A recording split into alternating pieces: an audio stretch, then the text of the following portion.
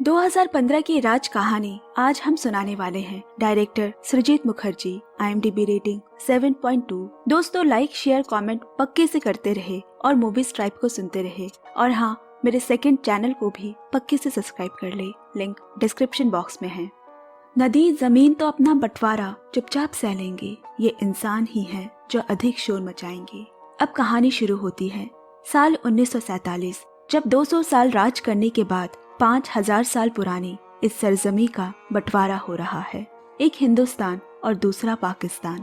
अदालतों में दोनों पक्ष मुस्लिम लीग और ऑल इंडिया कांग्रेस के वकीलों द्वारा दलीलों पे दलीलें पेश की जा रही है। कौन सी जमीन, कौन सी नदी, पर्वत, फैक्ट्री इत्यादि का हिस्सा किस देश के पास रहेगा। जहां एक तरफ गुजरात, पंजाब, जम्मू कश्मीर बट रहा था, वहीं दूसरी ओर बंगाल के भी दो हिस्से हो रहे थे। पूर्व बंगाल यानी जो ईस्ट पाकिस्तान में शामिल होगा, और पश्चिम बंगाल। दूर सरकारी दफ्तर में बड़ी जल्दबाजी में बंगाल के बीचों बीच ये रेखा खींच दी गई, जिसे रेडक्लिफ लाइन कहा गया, जो देवीगंज और हल्दीबाड़ी से होकर गुजरती है। एक तरफ हिंदुस्तान होगा, दूसरी तरफ पाकिस्तान। इसी प्रदेश में एक तवाइफ खाना है, जो 11 तवाइफों, एक बच्ची, एक बुजुर्ग औरत, वफादार पठान सलीम मिर्जा, दलाल सुजान और 2 कुत्ते भोलू और शेखू का घर है। और यहाँ की मुखिया है बेगम जान। आज ही उनके यहाँ एक बाप अपनी बलात्कार हुई बेटी को छोड़ गया है, क्योंकि सभ्य समाज में उसके लिए कोई जगह नहीं, चाहे इसमें उसकी कोई गलती नहीं।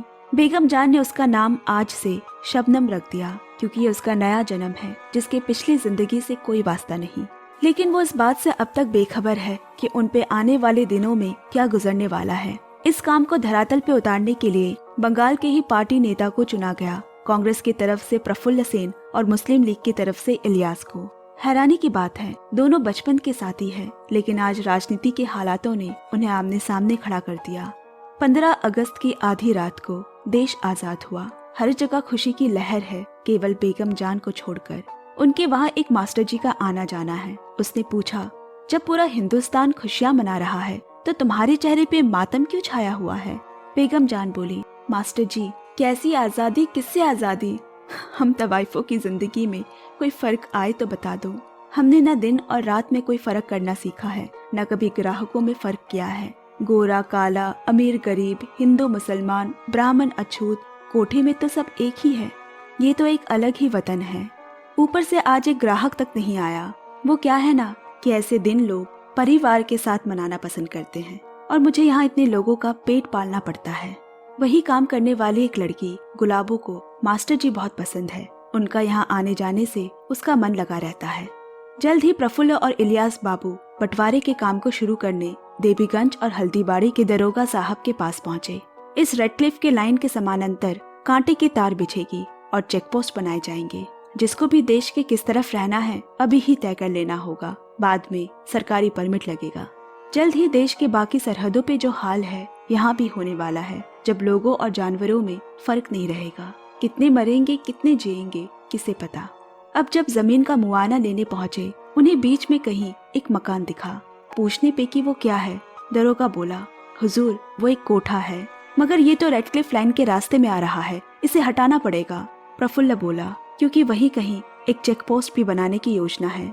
दरोगा थोड़ा हिचकिचाते हुए बोला, वो क्या है ना बाबू कि जो ये कोठा चलाती है उसका नाम बेगम जान है। बड़ी धाकड़ किस्म की महिला है, किसी से नहीं डरती। बड़े बड़े जमींदारों और साहिब लोगों का वहाँ आना जाना है। रंगपुर के नवाब का हाथ उनके सर पर है, इस वजह से हमें भी दबकर रहना पड़ता है। कौन है ये बेगम जान? बेगम जान यही किसी गाँव से थी। कम उम्र में वाराणसी में शादी हुई। पति के मरने के बाद परिवार वाले ने वहीं किसी कोठे में उसे बेच दिया। वहां से भागकर वो लखनऊ पहुंची, जहां एक बड़े तवाइफ खाना में नाच गाना सीखा। बहुत नाम था इनका किसी जमाने में। फिर उसकी उम्र ढलने लगी और यहाँ वापस आके उसने एक कोठा जमा लिया। यहाँ कोठे में कई जिंदगियां अपना गुजर बसर कर रही है। कितनी अजीब बात है। वहीं की रहने वाली रुबीना भले ही एक वैश्या है, और सुजान जिस्म खरीदारों को लाने वाला एक दलाल, लेकिन वो दोनों एक दूसरे से प्यार करते हैं। एक दिन सुजान को उनकी परिस्थिति पे रोना आने लगा। तब रुबीना ने अपनी छाती पर उसका हाथ रखा और कहा, पता है ये क्या है? सिर्फ एक मांस पिंड। और जननांग पे हाथ रखते हुए कहा, और ये सिर्फ शरीर का एक हिस्सा, पर जानते हो ये आंसू ही सच्चा प्यार है जो तुम्हारे लिए निकलता है। गीता में कहा है, ये शरीर एक कपड़े की तरह है जिसे हम बदलते रहते हैं, मगर आत्मा हमेशा के लिए है। दोनों गले लगकर रोने लगे। अब इधर कोठे पे एक ग्राहक ने पूरे पैसे देकर गुलाबों को कमरे में चलने के लिए कहा, लेकिन आज वो बहाना कर रही है कि उसके पेट में दर्द है, क्योंकि कुछ ही देर में मास्टर जी आने वाले हैं जिसे वो बहुत पसंद करती है। जब ग्राहक से आनाकानी करने की आवाज बेगम जान के कानों तक गई, उसने गुलाबों को फटकार लगाई, ये धंधे की जगह है, प्यार करने की नहीं। प्यार तुझे 2 वक्त की रोटी नहीं दे सकता, इसलिए इस बदन को झुलसाना पड़ेगा इस पापी पेट के वास्ते। गुस्से में गुलाबों के मुंह से भी निकल गया, मास्टर जी पे मेरी नजर है बेगम जान, कहीं बिल्ली बनकर दूध मत पी जाना। तभी उनके यहाँ दरोगा सहित कांग्रेस और मुस्लिम लीग के अधिकारी इलियास और प्रफुल्ला पहुंचे। उन्होंने बताया कि दिल्ली से ऐलान हुआ है, देश हिंदुस्तान और पाकिस्तान 2 भागों में बंट चुका है, जिसकी सरहद इस तवाइफ खाने के बीचों बीच से गुजरेगी, इसीलिए इस कोठे को तोड़ना होगा। बेगम जान ने उनकी बात हवा में उड़ाते हुए जोरों से हंसकर बोली, दिल्ली में क्या तय हुआ है इससे मुझे क्या लेना देना। यहाँ ना कोई ऊंचा है ना कोई नीचा, ना हिंदू ना मुसलमान। यहाँ हम जिस्म बेचते हैं तो हुक्म भी हमारा ही चलता है। मेरा वतन मेरा देश तो ये कोठा ही है, और कोई हमें यहाँ से निकालने की कोशिश तो करे, उसके शरीर का बंटवारा यही हो जाएगा। ये कहते ही दोनों तरफ से बंदूक, कुल्हाड़ी, चाकू जो मिला एक दूसरे पे तन गई। मजबूरन उन लोगों को अभी के लिए वहाँ से जाना पड़ा और जाते हुए बेगम जान को चेतावनी दी। शाम को मास्टर जी आए। बेगम जान ने अपनी परेशानी उसे बताई। ये लोग कोठा खाली करवाने की धमकी देकर गए हैं, तुम तो पार्टी के लोगों को जानते हो, जरा बात को संभालो। मास्टर जी बोला, दरअसल ऑर्डर दिल्ली से आया है, इसे मानने के अलावा किसी के पास और कुछ करने का नहीं है। फिर एक दिन बेगम ने गुलाबों को एक चिट्ठी छुपाते हुए पकड़ लिया, जो मास्टर जी के लिए लिखा प्रेम पत्र है। बेगम उसे गौर से देखने लगी और बोली, मैं खुद इस बारे में मास्टर से बात करूंगी। जल्द ही उस दिन जो अधिकारी कहकर गए थे सच होने लगा। देखते देखते लोग अपने परिवार, भेड़ बकरियां लेकर बड़ी मात्रा में देश छोड़कर जाने लगे। धीरे धीरे बेगम जान को डर सताने लगा और फिर कुछ दिनों में वहाँ रंगपुर के नवाब आए। जब भी नवाब आते, कोठा 2 दिन बाहर वालों के लिए बंद रहता है। वो उन्हें ढेर सारे उपहार और धन दौलत दे जाते हैं। बेगम जान ने उनकी खिदमत करते हुए अपनी मन की उलझन बयां की। नवाब बोला, मेरे रहते तुम्हें किसी तरह की चिंता करने की कभी जरूरत पड़ी है क्या बेगम? अगले महीने दिल्ली जा रहा हूँ किसी काम से, वहाँ सब बंदोबस्त हो जाएगा, तुम लोगों को कहीं जाने की जरूरत नहीं। बेगम जान ने राहत की सांस ली। अब नवाब बोला, लेकिन एक बात गलत कर दी तुमने। मैंने एक ही बात चाही है कि जब भी कोई नई लड़की आए उस पे पहला हक मेरा हो। किससे छुपा रही हो? बेगम जान ने हिचकिचाते हुए कहा, साहब उसका नाम शबनम है, बेचारी के साथ एक बुरा हादसा हुआ है, और वैसे भी अभी उसे बहुत कुछ सीखना बाकी है, आपके लायक नहीं। लेकिन नवाब के जिद पे शबनम को उसी रात उसे पेश करनी पड़ी। एक और बार उसका बलात्कार हुआ। वाकई में औरतों के लिए कोई जगह सुरक्षित नहीं बची। कुछ दिन बाद वहाँ मास्टर जी आया। मैंने पार्टी से बात करके देख ली, कोई फायदा नहीं हुआ, सबके हाथ बंधे हैं। हम लोगों को यहाँ से जाना ही होगा, और उससे अपने प्यार का इजहार कर दिया। 2 पल के लिए बेगम जान बहक गई, क्योंकि उसे भी एहसास है अच्छे बुरे वक्त में मास्टर जी का साथ शायद पसंद भी करती होगी। मगर दूसरे ही पल उसने उसे रोक दिया, क्योंकि गुलाबो भी मास्टर जी को चाहती है। बेगम जान ने कभी कोई बेईमानी नहीं की, इसीलिए लोग उसकी बात का मोल जानते हैं। उसने मास्टर को ये बात बताई, मगर जब वो राजी नहीं हुआ तो वो बोली, बेगम जान तुम्हारी औकात से बाहर की चीज है, आज के बाद यहाँ मत आना। कमरे के बाहर खिड़की से गुलाबो ने दोनों को साथ देख लिया और गलत समझ बैठी। यहाँ बेगम से अपनी बेइज्जती सुन इतने दिनों से उनका साथ दे रहा मास्टर जी गुस्से में तिलमिला उठा। एक वैश्या मुझे कह रही है कि मैं उसकी औकात से बाहर हूँ। उसने गुलाबो को भड़काना शुरू किया। मैं तो दरअसल तुम्ही से प्यार करता हूँ, लेकिन ये बेगम जान ही बीच में खड़ी है। इधर कोठे को न हटा पाने की वजह से दिक्कतें बढ़ रही है। इस बार 4 पुलिस वालों को वहाँ भेजा। पठान ने सबको मार भगाया और धमकी दी कि उन दोनों अधिकारियों को भी मार कर लाशें कोठे के आंगन में गाड़ देंगे। इलियास बोला, इस छोटे से काम के लिए दिल्ली से आर्मी मंगवाना भी हमारे लिए शर्म की बात होगी। ऊपर से हर तरफ दंगा फसाद इतने हैं कि इस काम के लिए हमारी कोई सुनेगा भी नहीं। पानी सर से ऊपर जाता देख प्रफुल्ला ने कहा, लगता है घी निकालने के लिए उंगली टेढ़ी करनी ही पड़ेगी। कल मेखलीगंज जाना होगा। दूर बैलगाड़ी का सफर कर वो कबीर नाम के आदमी के पास पहुंचे। इस आदमी के जात धर्म का कोई ठीक नहीं। जब जिस काम के लिए जो धर्म ठीक हो उसे अपना लिया। प्रफुल्ला ने उसे कोठे के बारे में सब बताया। चाहे जैसे भी हो उसे खाली करवाना है। अगले दिन बेगम जान के यहाँ किसी ने कहा कि गांव से गोश्त बनाकर भेजा गया है, चक्कर बताए कैसा लगा। सबने खाया। तभी एक चिट्ठी बेगम के नाम आई। लिखा है, इतने दिनों तक अपने कुत्तों की वफादारी खाई और अब उनका मांस खाओ। ये सुनते ही उसे उल्टी हो गई। एक एक कर सबने खाना फेंक दिया। पठान सलीम दौड़कर बाहर गया तो उनके शेखू की लाश टंगी थी। 2 दिन बाद रंगपुर के नवाब आए। बेगम उस दिन के बाद से खांसती जा रही है। उसे लग रहा है कि उसके शेखू और भोलू के रोए अभी तक गले में फंसे हुए हैं। नवाब ने आज अपने हाथ उठाते हुए कहा, मैं दिल्ली गया था मगर इस बारे में कुछ भी कर पाना मुमकिन नहीं। देश के बड़े बड़े नवाब जैसे हैदराबाद के निजाम और कश्मीर के राजा भी वहाँ मौजूद थे। अब नवाबी छिन चुकी है, सब सरकार का है। अच्छा होगा जैसा कहा गया है वैसा ही करो, नहीं तो मालूम नहीं क्या हर्ष होगा यहाँ सबका। लोग टूट पड़ेंगे, बेमौत मारी जाओगी।